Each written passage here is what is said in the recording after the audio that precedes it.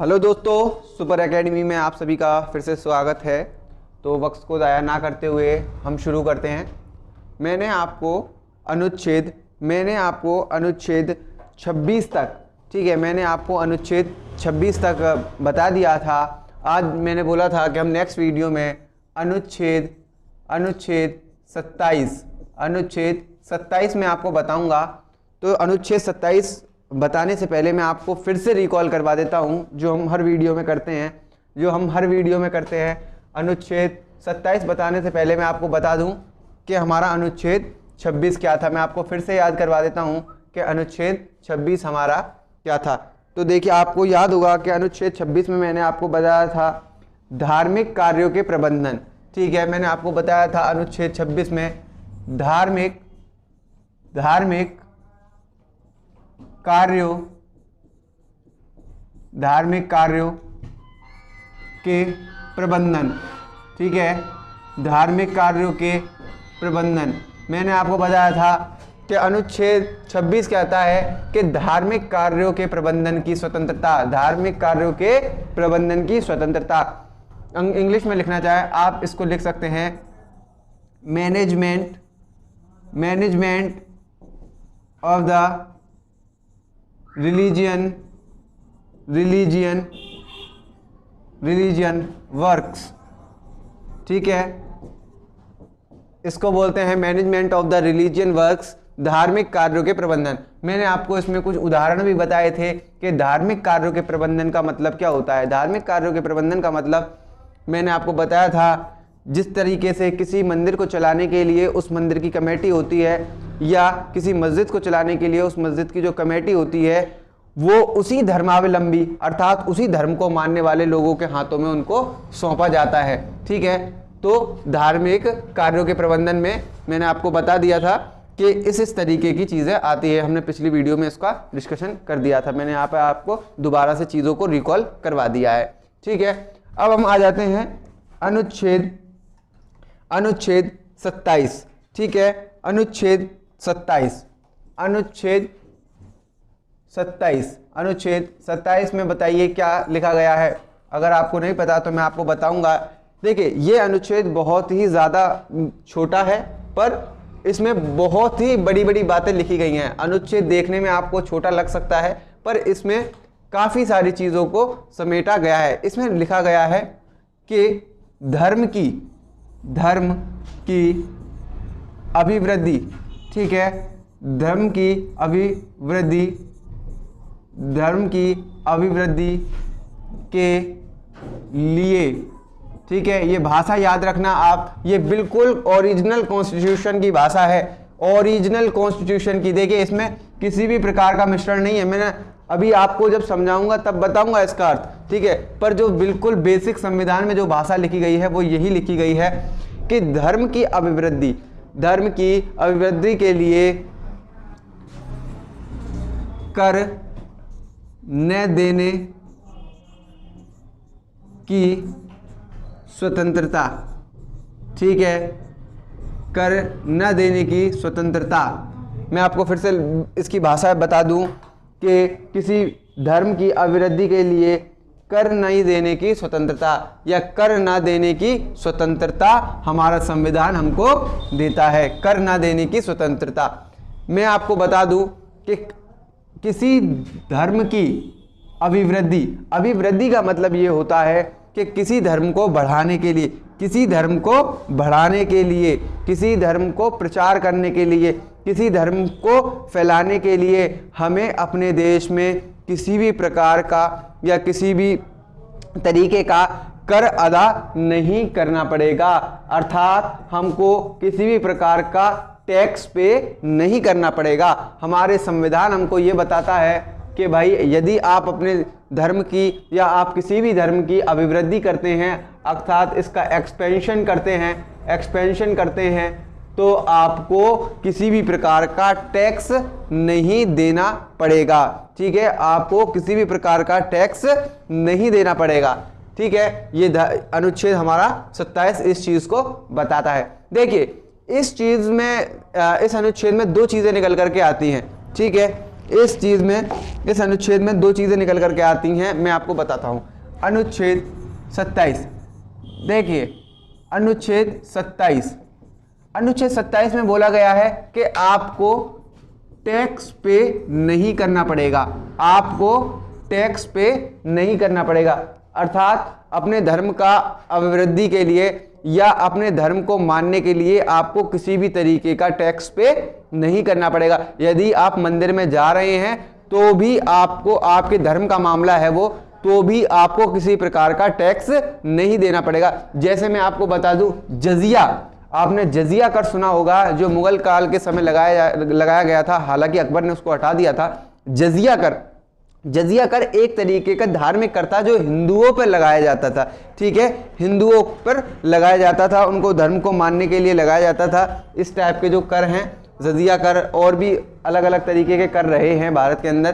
तो किसी धर्म को मानने के लिए, देखिए धर्म को मानने के लिए, धर्म को मानने के लिए, धर्म को मानने के लिए आपको किसी भी प्रकार का टैक्स नहीं देना होगा, आपको किसी भी प्रकार का टैक्स नहीं देना होगा, ये हमारा संविधान कहता है, ठीक है। दूसरी चीज, यदि आप किसी भी, यदि आप, मैं इसको रेज कर देता हूं, यदि आप किसी भी, जैसे कि मैं एक एग्जांपल लेता हूं, एक एग्जांपल लेता हूं, फॉर एग्जांपल यदि आप किसी मंदिर में प्रवेश करना चाहते हैं, यदि आप किसी मंदिर में प्रवेश करना चाहते हैं या मंदिर में जाना चाहते हैं, तो या किसी मस्जिद में जाना चाहते हैं, तो सरकार आप पर किसी प्रकार का, सरकार किसी प्रकार का आप पर टैक्स नहीं लगाएगी, टैक्स नहीं लगाएगी। यही बात इसमें कहा गया है कि यदि किसी व्यक्ति को, यदि किसी मंदिर में आपको प्रवेश करना है या किसी मस्जिद में आपको प्रवेश करना है या अपने धर्म से संबंधित किसी मठ में आपको प्रवेश करना है, तो आप उसके लिए टैक्स नहीं देंगे। आपकी ये स्वतंत्रता है कि आप जा करके वहां पर घूमें फिरें, खूब आराम से मौज मस्ती करें, ठीक है। दूसरी चीज आ जाती है, देखिए दो चीज होती हैं, पहली होती है टैक्स, दूसरी होती है फीस, ठीक है। टैक्स और फीस, ये दो चीजें होती हैं, टैक्स और फीस। मैं आपको बता दूं, इन दोनों ही चीजों का अपना अपना अर्थ है। टैक्स का मतलब होता है कि किसी भी चीज के ऊपर लगाया हुआ कर, ठीक है। फीस का मतलब होता है, अगर फीस का आप हिंदी अनुवाद देखेंगे, टैक्स अगर आप हिंदी अनुवाद देखेंगे तो टैक्स का अर्थ होता है कर, ठीक है। टैक्स का अर्थ होता है कर और फीस का अर्थ होता है शुल्क, ठीक है, शुल्क, ठीक है, इसको बोलते हैं शुल्क। तो टैक्स गवर्नमेंट आप पर नहीं लगाएगी। यदि आप किसी मंदिर में जाएंगे तो टैक्स आपसे सरकार नहीं लेगी, ना ही मंदिर की कमेटी या मस्जिद की कमेटी आपसे टैक्स नहीं ले सकती, परंतु आपसे वो फीस ले सकती है, आपसे वो फीस ले सकती है। ये भारतीय संविधान में लिखा गया है कि सरकार आपसे टैक्स नहीं लेगी पर आपसे फीस ले सकती है। पूछिए क्यों? देखिए, टैक्स जो होता है वो सरकार के खाते में जाता है, टैक्स जो होता है वो सरकार के खाते में होता है। यदि हम किसी मंदिर में प्रवेश लेने के लिए सरकार को पैसे देते हैं तो इसकी मनाही, जो इसकी मनाही है वो हमारा संविधान करता है। यदि मंदिर या मस्जिद में हमें जाने के लिए फीस अदा करते हैं हम लोग, फीस अर्थात शुल्क देते हैं, तो उसकी मनाही नहीं है, क्योंकि जो शुल्क होता है वो मंदिर की कमेटी में जाता है या मस्जिद की कमेटी में जाता है और उस पैसे से उस मंदिर का संरक्षण होता है, अर्थात उस मंदिर को या उस मस्जिद को या उस गुरुद्वारे को मूलभूत जो सुविधाएं होती हैं वो दिलवाई जाती हैं। टैक्स जो होता है वो सरकार के खाते में जाता है और जो शुल्क होता है वो डायरेक्ट आपके मंदिर मस्जिद जो होते हैं उनकी कमेटियों के पास जाता है वो पैसा, और वो अपने मंदिर के ऊपर ही खर्च करती हैं। तो हमारा संविधान बताता है कि भाई आपसे टैक्स नहीं लिया जाएगा पर आपसे फीस ली जा सकती है। तो आपने देखा होगा कभी कभार किसी मंदिर में या किसी अच्छी जगह पर जो धार्मिक प्लेस होते हैं वहां पर घूमने के लिए टैक्स नहीं लगाया जाता। देखिए, टैक्स नहीं होता, वो टैक्स नहीं होता, वो क्या होती है? फीस। देखिए, अगर आप इसी तरीके से पढ़ेंगे तो आपका भारतीय संविधान बहुत ही ज़्यादा अच्छा हो जाएगा। ठीक है, भारतीय संविधान आपका बहुत ही अच्छा हो जाएगा। ठीक है, तो आपको टैक्स नहीं पे करते हैं आप लोग क्या पे करते हैं? फीस। आप लोग बड़े बड़े मंदिर में जब जाते हैं, जैसे कि मैं आपको एक मंदिर बता दूं, शिरडी वाले साईं बाबा जो महाराष्ट्र में है, ठीक है, उनका मंदिर है, उसमें भी देखिए किसी तरीके का 100-200 रुपए की फीस वहां लगती है। और जो बड़े बड़े मंदिर है, अक्षरधाम हो गया दिल्ली के अंदर, देखिए उसमें भी फीस लगती है। तो इन मंदिरों में या मस्जिदों में क्या फीस लगती है, ना कि टैक्स। आप मेरी बात समझ गए होंगे। तो अब हम नेक्स्ट अनुच्छेद पे चलते हैं, अनुच्छेद 28। ठीक है, अब हम चलते हैं अनुच्छेद 28 पर। ठीक है, आप लोग अगर आपको किसी भी चीज नहीं समझ में आती है या कोई भी आपको टॉपिक नहीं समझ में आ रहा है, तो कृपया मैं आपसे दोबारा से विनती कर रहा हूं कि आप कमेंट बॉक्स में जाकर के मुझे कमेंट करें। आपकी यदि कोई भी क्वेरी है तो मैं उसको सॉर्ट आउट करने की कोशिश करूंगा। ठीक है, अगर यदि आपकी कोई भी क्वेरी है मैं उसको सॉर्ट आउट करने की कोशिश करूंगा, या हमारे चैनल से संबंधित कोई भी आपको क्वेरी है, या अगर आपको किसी भी चीज़ को नहीं समझ में आ रहा है तो भी आप हमारे चैनल पे जा करके चीज़ें पूछ सकते हैं। ठीक है, हम आपको सारी चीज़ें हैं जो मतलब प्रोवाइड करवाने की कोशिश करेंगे। ठीक है, केवल आपने हमारा साथ देना है। फिर हम आ जाते हैं अनुच्छेद 28। ठीक है, अनुच्छेद 28। आपको मेरी बात थोड़ी राइटिंग दिक्कत कर रही हो गई, पर आप मैनेज करिए।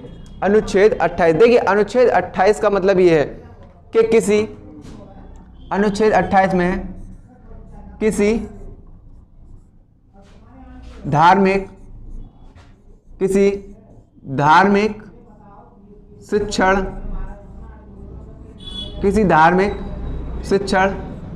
संस्थान, किसी धार्मिक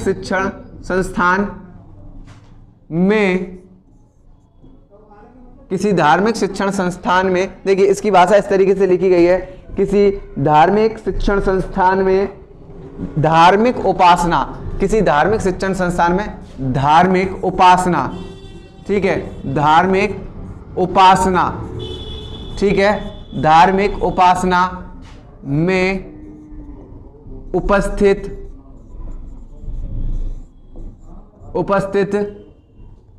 न होने का अधिकार।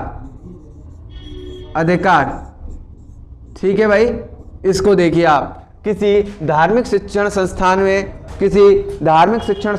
में उपस्थित होने देखिए क्या लिखा है, न होने का अधिकार। तो देखिए ये अनुच्छेद इस बात को बताता है कि यदि आप किसी धार्मिक शिक्षण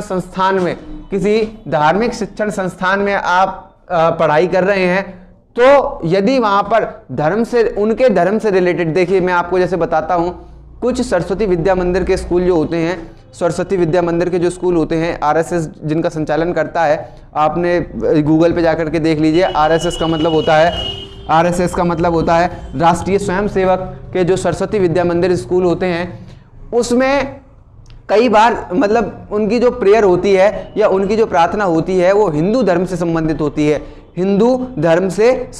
होती है, तो यदि उसमें कोई मुस्लिम बच्चा पढ़ता है, यदि उसमें कोई मुस्लिम बच्चा या पारसी बच्चा या ईसाई बच्चा पढ़ता है, तो इसके लिए उसको मतलब प्रताड़ित नहीं किया जाएगा या उसके लिए उसको दंडित नहीं किया जाएगा कि आप भाई जो हम प्रार्थना कर रहे हैं हिंदू वाली वो आप करो। ठीक है, उस पर प्रेशर, किसी भी प्रकार का उस पर प्रेशर नहीं डाला जाएगा कि आपको भी हमारी तरीके से ही प्रार्थना करनी है। देखिए वो बच्चा आकर के प्रार्थना में चुपचाप बैठ सकता है, जरूरी नहीं है कि वो जब तक मुंह से ना बोले तो आप उसको स्कूल से निकाल देंगे या किसी भी प्रकार का उसके साथ उत्पीड़न करेंगे। तो यही कह रहा है कि किसी धार्मिक शिक्षण संस्थान में धार्मिक उपासना, यदि किसी धार्मिक शिक्षण संस्थान में धार्मिक उपासना करवाई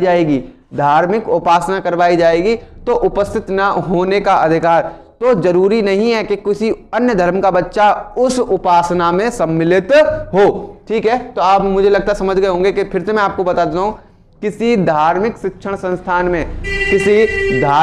संस्थान में धार्मिक उपासना, ठीक है, धार्मिक उपासना, इसका मतलब है रिलीजियन प्रे में उपस्थित ना होने का अधिकार अनुच्छेद 28 हमको देता है। तो आप फिर से समझ गए होंगे कि भाई किसी भी यदि कोई धर्म से संबंधित कोई भी शिक्षण संस्थान है तो उसमें अन्य धर्म के बच्चे के लिए इस तरीके की कोई भी बाध्यकारी नियम नहीं है कि उसको भी वही नियम फॉलो करने हैं। ठीक है, अनुच्छेद 28 में देखिए, अनुच्छेद 28 में मैं आपको बता दूं, अनुच्छेद 28 में 2-3 पॉइंट्स हैं। ठीक है, 2-3 पॉइंट हैं, मैं आपको बता दूं। पहला है इसमें 28(1), 28(1), ठीक है, इसके हम दोनों तीनों देख लेते हैं। 28(1), राज्य से निधि प्राप्त शिक्षण संस्थानों में, राज्य से निधि प्राप्त शिक्षण संस्थानों में धार्मिक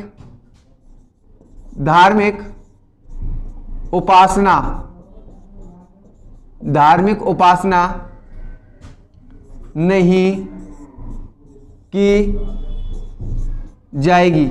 ठीक है, नहीं की जाएगी।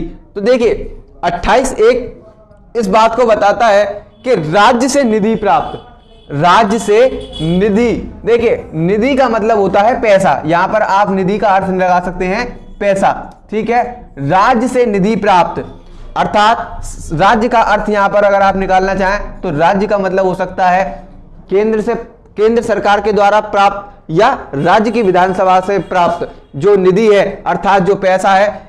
इस तरीके से यदि कोई केंद्र की सरकार द्वारा संचालित कोई शिक्षण संस्थान है या राज्य की सरकार द्वारा चलाया गया कोई शिक्षण संस्थान है तो उन संस्थानों में धार्मिक उपासना नहीं की जाएगी। देखिए मैंने आपको फिर से बता देता हूं, वो कैसे होंगे, न्यूट्रल, वो कैसे होंगे, वो न्यूट्रल ऑर्गेनाइजेशंस होंगे अर्थात उदासीन, उसमें किसी भी प्रकार की धार्मिक चीजों को बढ़ावा नहीं दिया जाएगा। ठीक है, ना ही उसमें किसी भी एक धर्म की उपासना होगी, उसमें एक कॉमन प्रेयर होगी। कॉमन प्रेयर का मतलब ये हो सकता है कि वो ऐसी प्रेयर बनाएंगे जिसको हर बच्चा मान सके। ठीक है, हर बच्चा मान सके, ऐसी शिक्षण संस्थान होंगी। उसमें कहा है कि राज्य से निधि प्राप्त शिक्षण संस्थानों में धार्मिक उपासना नहीं की जाएगी, अर्थात जो भी ऐसे शिक्षण संस्थान हैं जो सरकार से पैसा ले रही हैं उनमें आपकी धार्मिक उपासना नहीं की जाएगी, धार्मिक उपासना नहीं की जाएगी। देखिए अनुच्छेद 28(2) में बताया गया है। ठीक है, 28(2) में यह बताया गया है, मैं आपको बताता हूं कि 28(2) में ये लिखा गया है, 28(2) में ये लिखा गया है कि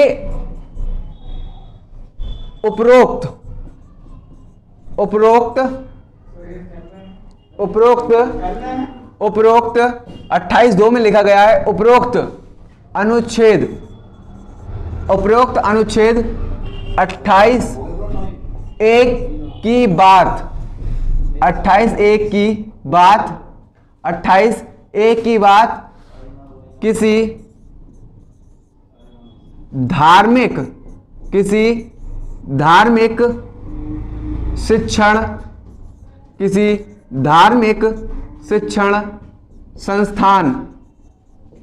धार्मिक शिक्षण संस्थान पर लागू नहीं होंगी।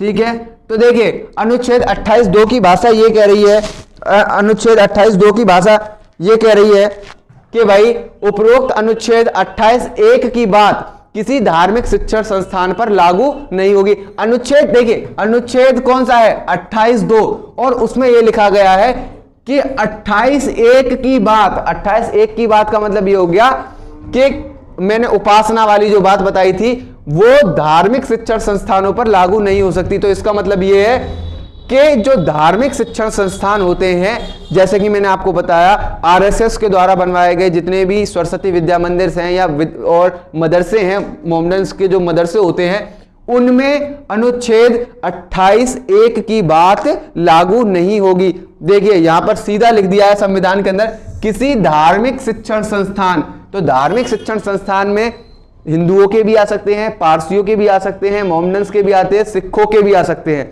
ठीक है, तो धार्मिक शिक्षण संस्थान पर लागू नहीं होगी 28(1) की बात। ठीक है, 28(1) की कोई भी बात धार्मिक शिक्षण संस्थानों पर लागू नहीं होगी। तीसरा है, किसी व्यक्ति को धार्मिक उपासना के लिए बाध्य नहीं किया जाएगा। जो मैंने आपको बताया था, सब शुरुआत में बता दिया था, 28(3) इसी बात को बताता है। देखिए मैंने वो जो सबसे प्रमुख बात थी वो पहले बता दी थी आपको कि 28(3) में ये लिखा गया है कि किसी भी व्यक्ति को उपासना के लिए बाध्य नहीं किया जाएगा, उपासना के लिए बाध्य नहीं किया जाएगा। ठीक है, ये मैंने आपको पहले ही बता दिया था। अब हम आ जाते हैं अनुच्छेद आ जाते हैं अब 29। अनुच्छेद 29 में लिखा गया है कि भारत के राज्य क्षेत्र में, ठीक है, भारत के राज्य क्षेत्र में, अनुच्छेद 29, भारत के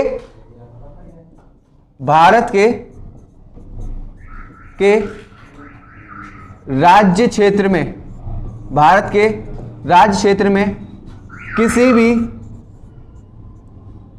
किसी भी देखिए यहां पर नागरिक शब्द का, किसी भी नागरिक को अपनी भाषा, लिपि,